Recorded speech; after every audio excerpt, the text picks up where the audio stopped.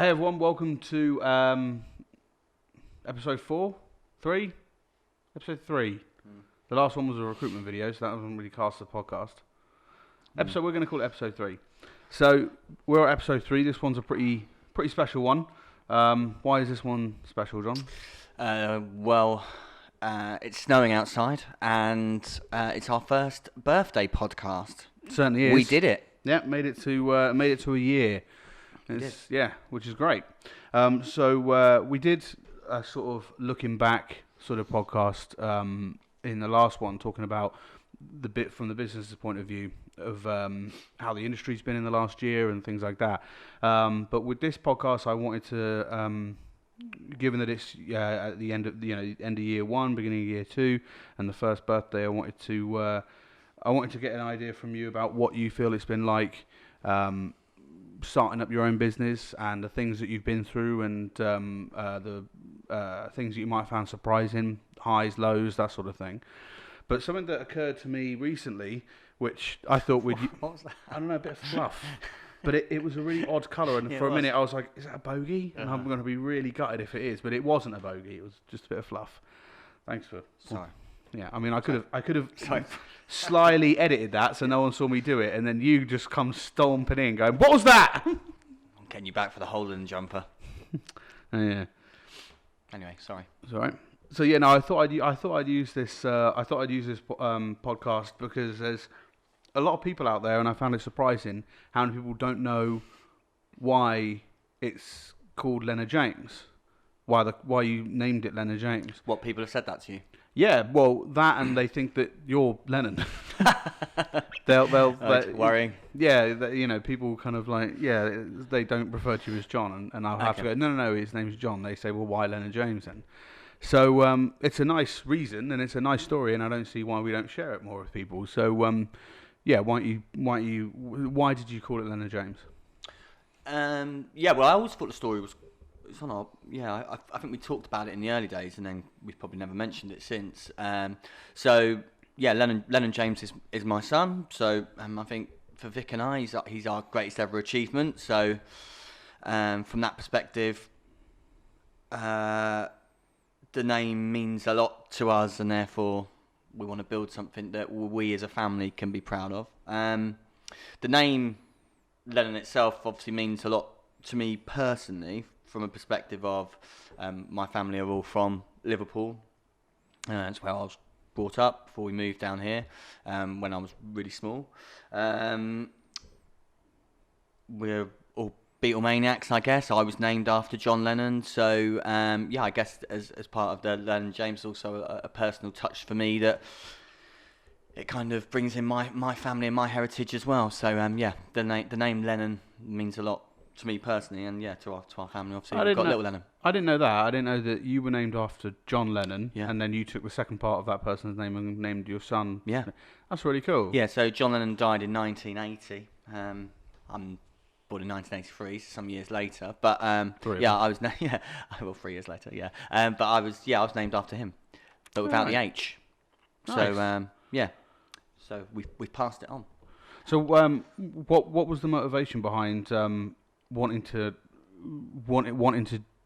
weave your son's name and into it, and I know you've spoken to me before about your motivations of why you even wanted to start a company in the first place, beyond you wanting to attack the industry from a different mindset and from a different point of view. Beyond that, you've spoken to me before about legacy and wanting to sort of leave him something. So I think from that perspective, I want to build something which I'm able to talk to him about and kind of go, this is what it takes to build something and, leave legacy, but a legacy in terms of you have to work hard to do things, you can achieve things from zero. For me personally, I wanted to be the best that I could be. I wanted to challenge myself to do something hard and not be comfortable. I think it's good to be uncomfortable and work through those challenges, certainly have in the last 12 months. So a million different reasons for wanting to do it. From his perspective, I just think it's I guess when he's older, it's a thing to be proud of Dad for. You know, maybe something to leave him behind. If it's something that he wants to get into, that's great too.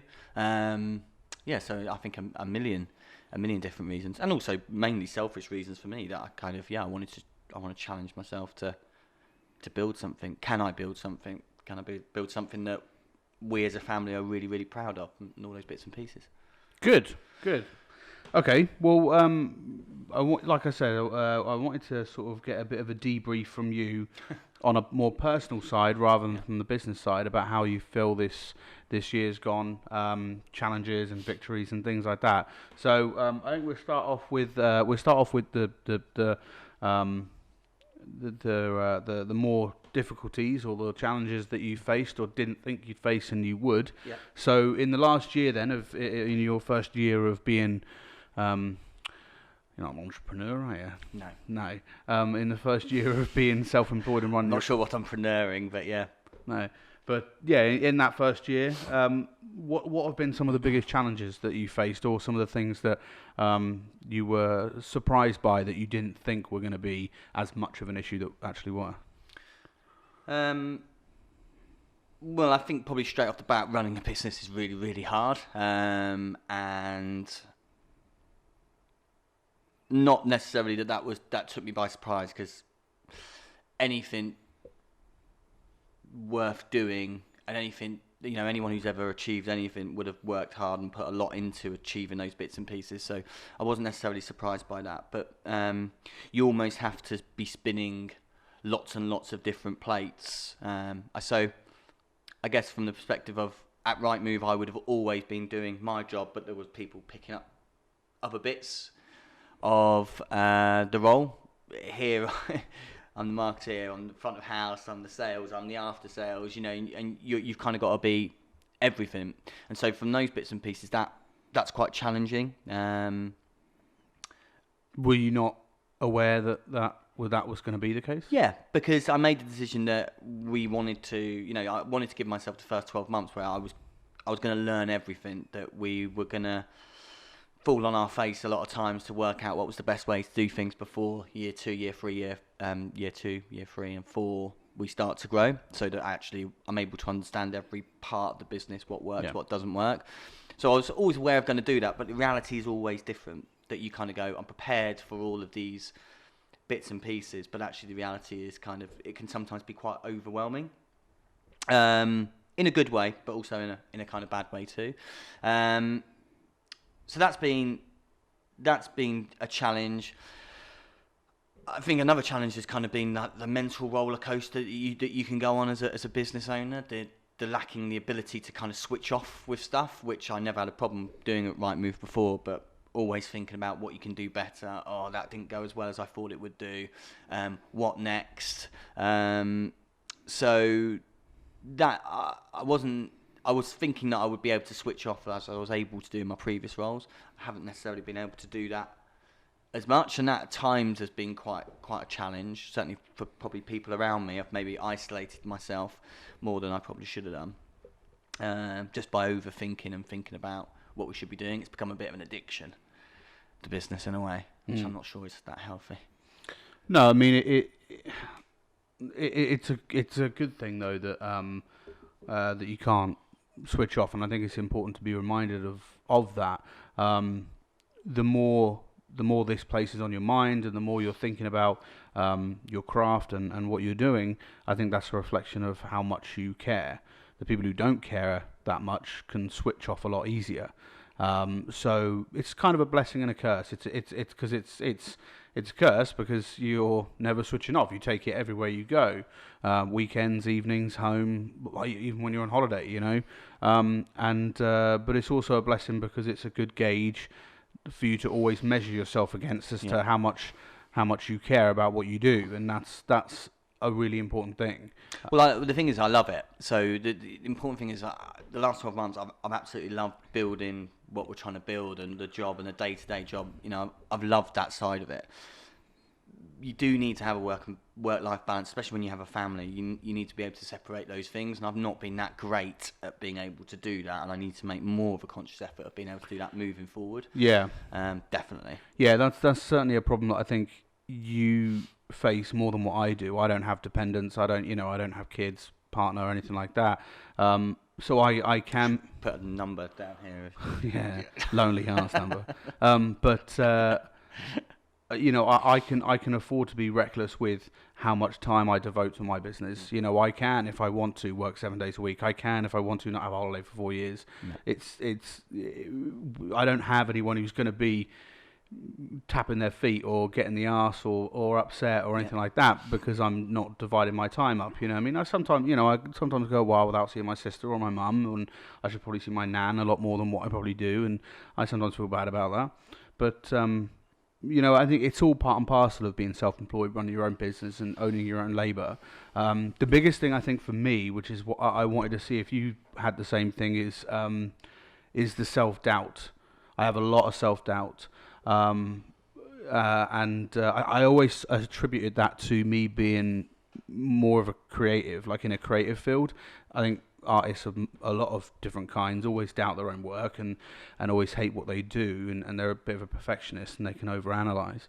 But the self-doubt, because I didn't have anyone to bounce anything off. All I've got is my own thoughts, and if those thoughts kind of say to you, you're rubbish, and that piece of work is crap, and that can be quite damaging. And because you're not in as much of a creative role, but you're still self-employed, you're still owning your own labour. Did you experience that? Self-doubt? No, I don't think I've felt self-doubt in the last 12 months because I believe in what we're doing.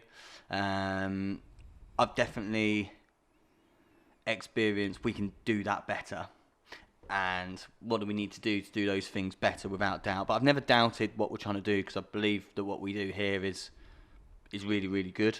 And that's why I've created it. So I might have looked at situations and kind of gone, we could have done that better, or if things haven't gone our way, or we're trying to negotiate an offer and we're just close, and then we didn't get there in the end. You kind of, could I have done that better? But I've never doubted what we're trying to do, because I think what we're doing is really, really good, and it's really exciting. And so from that perspective, I think no, I haven't. Yeah, no, yeah. The doubt in your kind of mission statement, if you like, of what reasons you set it up, why you pull yourself forward and things. Yeah, no, I can't imagine you have any doubt there. I don't have any doubt, with that when we're working together. I think that it's almost like it's a no-brainer. Whenever we do something and it gets a positive response, I'm really pleased about it. But I'm like, yeah, of course it would have got a positive response. It's clearly the better way to do something. Yeah. Why hasn't it been done before? And so, yeah, there's not a lot of self-doubt when it comes to that side of things. But okay, that's really great. I mean, what else has surprised you that you perhaps didn't think would come up? Because you kind of you didn't have any sort of transition. You went from being employed, having a salary, being part of a hierarchy and a structure, to then quit, next day self-employed.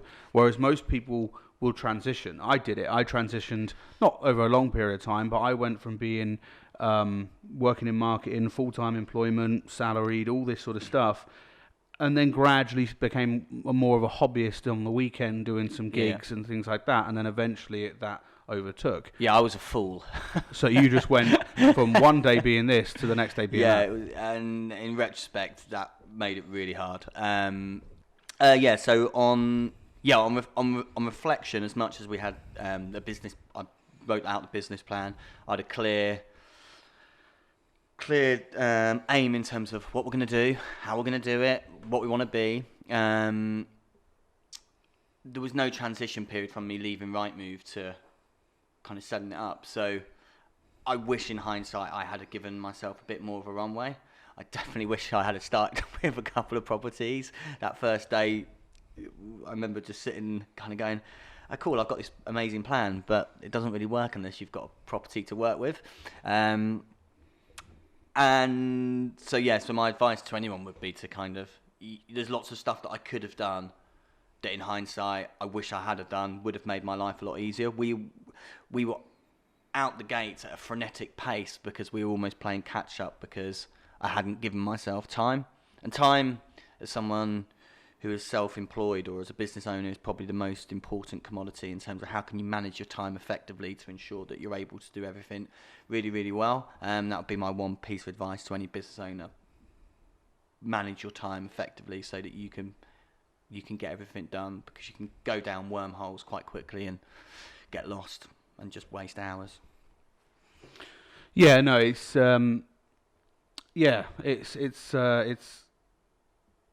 looking back, I'm not, you say you're in hindsight you would have maybe had that transition period, but there's also positives to take away from that. I think when people are put under the greatest pressure, they do kind of like do the best work. It depends on the person. Some people just crumble under it, and others kind of just go, right, I really need to get my act together, we really need to get started. And sometimes if you leave yourself leeway and you're in a transition period, it might be that transition period lasts longer than what you intended to, because you didn't have that rocket up your arse to really get going. I wouldn't have done anything differently, so I wouldn't. So you would have still had it this way. I wouldn't have acted. I didn't act differently because I hadn't had the run in. I just wish I had have had a longer run in. Really. Right. So really, in truth, I probably could have started in December. When we finished for Christmas at Rightmove, I did another month where I tidied my final bits up for Rightmove. I could have been doing bits and pieces there, really, and given myself January, February before we opened on the 1st of March. I could have quite easily done that without that being too much of a problem for anyone. And that would have made life more comfortable. It wouldn't have changed probably an outcome. But that, I remember those first few weeks being, oh, I haven't done this, and I need to do this, and all the branding and the website, and I remember going on those first valuations and going, oh, I could do with having this, and we were getting our portal set up and all those bits and pieces. It was everything felt a little bit rushed when it had months of planning. It had a year's worth of planning behind it, and then it all came down to that, almost revising the day before an exam. Oh my God, actually this is real now, and we need to do all this stuff. Yeah. And it would be nice to be a bit more relaxed about the process, and it's kind of been like that since. Okay, so that's one half of the whole thing, sort of the challenges and some of the things you perhaps didn't quite think you'd encounter. So the flip side of that, the sort of victories and the things that have gone really well, the things that have sort of delighted you about this whole process. Speak a bit about those. Well, we've made it a year, so that's good news. I think the fact that it's far better than I ever expected that it would be, from a satisfaction, reward, what we're producing. It's far exceeded my expectations in terms of what we're actually doing. Someone asked me the question the weekend in terms of, would you use your service? Like, yeah, absolutely, 100%. I think what we're doing, having known what it means to us, I think I'm really proud of the product that we're producing for our clients. And I look at the reviews that we get from people, and they all talk about, we can get hold of you whenever we need to. The quality of the work that you produce, you've made my house look really, really special. Those are all the things going in that I talked about, that I put on my piece of paper when I first started kind of thinking about what I wanted it to be. Right. All those things are being realised, and being a business owner is really, really hard, because you have an idea, especially if you start from nothing. If you transition into something and you kind of had a job and then you do those bits and pieces, it might be easier. But if you start from zero, we had nothing to start with. It was just it's an idea that we've grown and we've made it into this thing. But in my head, I wanted it to be this thing, and seeing it become that, and actually hear people talk about it as going, yeah, you delivered on all those things that you said you were going to. Yeah. There's an enormous sense of pride about that, and I'm really proud of the work that we've done in making sure that we are able to deliver on that. The job for us now is to kind of, can we do that as we scale up? And that's why got to recruit the right people. We've got to make sure that the job specs that we recruit for are for the right positions and all those bits and pieces. So I feel like we're onto something really, really good, and that's testament in terms of the way that people talk about us. But now we need to drive on and make sure we do that on a bigger scale, and that's the plan moving forward. Yeah, you right? Yeah, sorry. Yeah, no, I completely agree. I mean, I've always been, I've got a really weird sort of outlook and things when I'm stuck in traffic and looking around and things. I love the fact that everything around was at one point just a conceptual idea, just a fleeting thought in someone's head that they had, and now it's something, and it populates our entire surroundings. Everything about our manufactured world is like that, and it's an incredible thought to really ponder. And so when you do start your own business and you have that initial idea, well, I want to create this, I think this should exist, and you have your reasons. It's one thing to kind of think it and get excited by it, but then it's a completely different sort of feeling when you actually pull it into existence and you actually see it. You drive past your signs in the street and things like this. That's incredibly rewarding. And it's also just lovely to, I think it gives you a new sense of appreciation for absolutely everything then, when you see it and you kind of go, well, that was someone else's idea in the same way that this was mine, and now that exists, and look how good that is. And it is a new appreciation of things. It definitely does those things, because I don't know if you saw it recently. I think you might have shared it to me, but there was that post that went round on Facebook about when you buy off a local business, you're not funding a CEO's third home or something like that, but you're funding the lad's football shirt, the daughter's kind of ballet shoes, mum and dad's ability to put food on the table. As a local small business, all of those things, it is all of those things. And when you get support from local people, so I've made a conscious effort since that, and realizing it and being in the process of just liking people's local businesses posts a bit more, shopping a bit more local if I can, kind of supporting others who are on their kind of journey, because it is really hard, and that's probably a nice little gateway in terms of there's a lot of negative press around sort of social media and all those bits and pieces at the moment, what with the Caroline Flack and all those bits and pieces. But I've not seen, from our perspective, I'm really lucky, but we've had nothing but support from people who have liked posts, shared posts, commented posts, and actually they do mean a lot. Actually, they do really help. Yeah. So that's been a really nice surprise, I suppose, that people that I haven't spoke to for 10, 15 years, or friends or strangers, have really kind of championed what we're trying to do. And actually, I've tried to sort of pass that on a little bit and kind of do my bit. Those things do mean a lot to kind of small business, or they certainly have done to us. They're the bits that I see at night, and you kind of go, you rest your head on the pillow just that little bit easier, kind of getting that kind of motivation that actually you're doing something that people are looking at and kind of going, that's pretty good. Yeah, your feedback from the general population, if you want to call it, but when you go on social media and you do get those people that are really positive and really enthusiastic about the things that you're doing, it is a really good feeling. It's a reinforcement that you're going in the right direction, that you're doing the right things, that the ideas that you're focusing on are the right ones. It's not just for, I want to get all these likes so that I can, feed my ego at look how many shares I got, or likes I got, or comments I got. It's not about that. It's when you are isolated, and when you're a business owner, you are isolated, and you're kind of making all the decisions. It's nice to be able to then turn back to your audience and then go, yeah, this is awesome. Well, certainly in our instance, we've had people who wanted to use our service based on what they've seen from social media platforms. So those shares have actually helped us make sort of strides into the business. So they've absolutely helped us grow. And so on that basis, for anyone who's ever done that, thanks, because it actually made a huge difference probably to my life and to our lives, and hopefully what we do moving forward. So it's a little gesture can actually mean a huge thing to someone, and I've tried to pass that on as much as I can for other people. Maybe that's a be kind thing for everyone, but sometimes just a little thing makes a huge difference. I think it's a reflex. I think it's a reflex. If someone does do something nice to you, it does just automatically put you in the mindset of wanting to do that nice thing for someone else. Yeah. It's not even really something that you even need to think about. So you're right. Great. Well, I mean, was there anything else you wanted to add that was more personal for you over the last year of what you've experienced?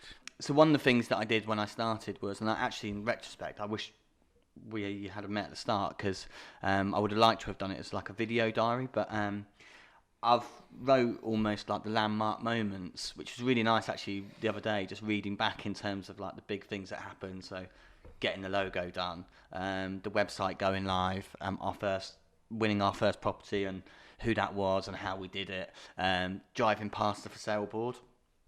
I must have done that like some psycho about 9 or 10 times, just sort of proudly seeing it sticking outside the glass. The first sale. Still now, every time someone instructs us with their property, it sort of fills you with a kind of warm feeling of yes, we've got another one, we've got another client to work with, and the fact that I guess probably the nicest thing that's come out of it is that estate agents get a horrible rap.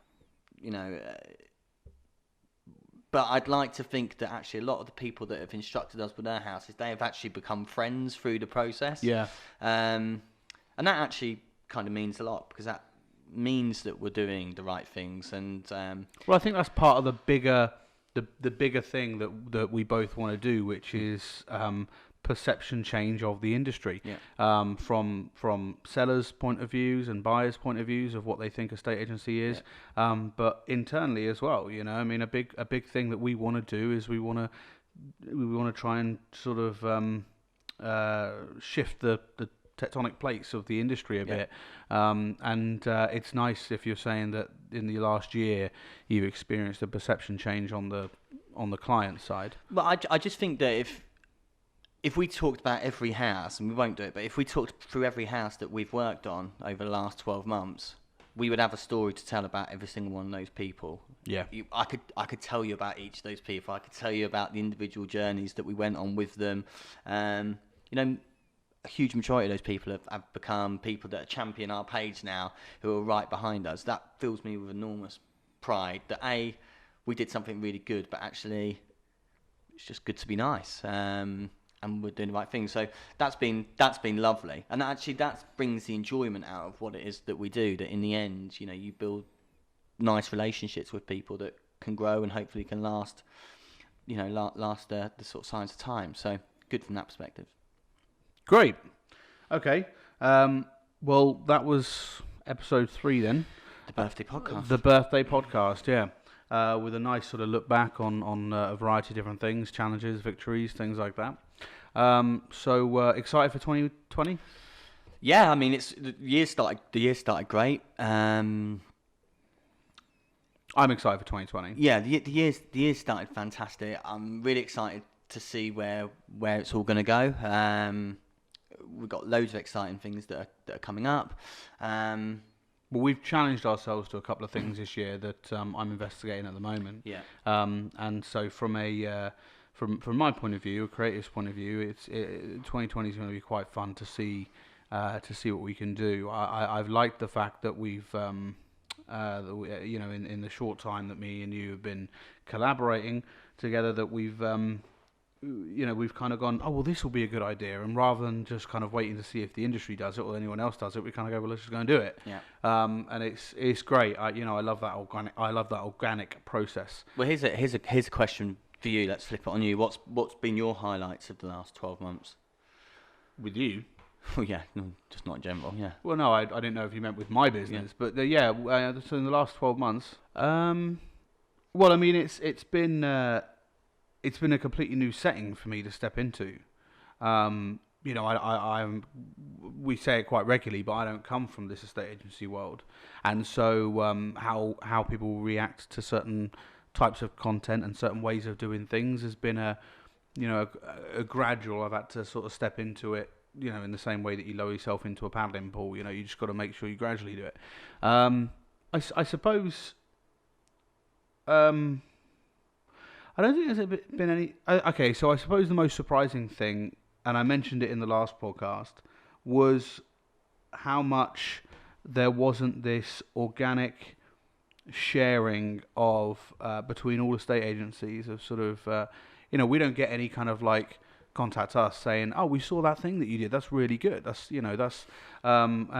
good job on that thing, or do you have any tips on this, and we in turn will then say, yeah, that, try this or that, and oh, we saw the thing that you did that was really good as well. And I suppose I come from a world where I work with about 5 or 6 other photographers in the wedding game, and we all share ideas, and we all send screenshots of different pictures that we've seen to each other and go, this is really cool, we're going to try that next time. And I'm surprised it surprised me that there wasn't more of that in here. Everybody sort of retreats into their own little tribe and operates within their own little unit, and doesn't share ideas, and doesn't, there's plenty of houses to be sold in the area. There's no reason why everybody can't collaborate and everyone can't pat each other on the back. And that was surprising and upsetting to see. But I know that we're not like that. Like we've spoken before about things that we're doing right, and the industry locally and stuff, and we're aware of things. But yeah, no, I suppose that's probably been the biggest surprise. But well, the thing about that is that nothing that we're doing is kind of all of the business was formed by kind of taking the best ideas from agents that I'd worked with over the previous 12 years, and kind of taken the things that I saw that I loved about what they did with their business and kind of married them all up together. Yeah. It is quite strange because outside of the area that we work in, actually I talk and speak to kind of lots of fellow agents. We discuss lots of stuff, both what they're doing and what we're doing. Well, it's nice to know that sort of way of thinking. Yeah, yeah. It does, but just not, just not locally. It's kind of a bit of a, I guess, it's a bit of a dog business, not particularly nice. But I think that's a perception thing. It doesn't have to be like that. No, it doesn't. It's not. It's probably a bit of a murky world, really, and that kind of it doesn't need to be, but it just kind of is. So, and in the end, you kind of just, from our perspective, we just crack on with what we're doing and focus on us rather than anything else. Yeah. Okay. Great. Have you enjoyed the 12 months? Yeah, I have. I mean, I enjoy getting my teeth into anything that I haven't worked on before, and I especially like doing it in an industry that is ripe for change. Industries that have stayed stale and stood still in terms of creative thinking or innovation, and are screaming out for change. Yeah, I love showing you those property details from 1983 and then showing you. Oh, that was amazing. So good, wasn't it? That was, I took pictures of that because that was amazing. That was, yeah. But yeah, so that's been great. I think if I'd stepped into an industry that is constantly moving at a million miles an hour in terms of change and new ideas and things like that, it probably would have been a bit more challenging, because I'm the sort of person that likes to sit back, observe, take things in, process it, and then act with a really good idea. I don't think that you can rush stuff like that. And so, the fact that the industry had slowed way down because no one was really forcing it to innovate or do anything new was a tremendous opportunity for a mind like mine. And so, that's been really great. It's been great developing the relationship with you as well, and having that partnership's been really good. It's been a good 12 months. It's been a really good 12 months, and the next 12 should be time to kick on. Yeah, the next 12 should be really, really good as well. Cool. Good stuff. Okay, well, I think that'll do. I don't know how long we've been running for, but I'm pretty sure it's going on half an hour now. Happy birthday to us. Yep, absolutely.